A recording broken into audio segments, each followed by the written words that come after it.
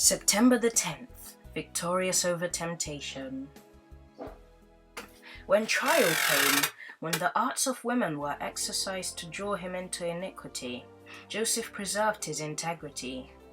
Fair words and guileful entreaties did not cause him to swerve one hair from the right. He fell on ears that heard not. The law of the Lord garrisoned his soul. He said to the bold enchantress, "How then can I do this great wickedness and sin against God?" The woman signally failed to lead Joseph into sin. Satan was defeated. Then Joseph found that the lips which could praise could also lie. The wife of Potiphar revenged herself upon him by her accusations against him.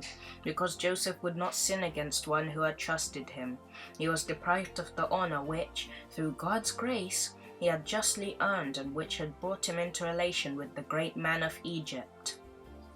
This sudden humiliation from the position of a trusted, honored servant to that of a condemned criminal would have overwhelmed him had not the Lord's hand upheld him. But his confidence in God was unshaken. The love of God kept his soul in perfect peace. Heaven was very near the fertile valley of Egypt, for there was a youth who kept the ways of the Lord. The presence of Jesus was with him in prison, instructing, strengthening, and sustaining his mind and soul, that the light of heaven might shine forth. Joseph had been tried by parental fondness and partiality, by the enmity, envy, and hatred of his brothers, and by the esteem and confidence of his master, and by his high position of honor. He was tried by the seduction of a woman's charms, by the flattery of her lips and lawless love. But the steadfast virtue of Joseph would not permit him to listen to the tempter's voice. The law of the Lord was his delight, and he would not depart from its precepts.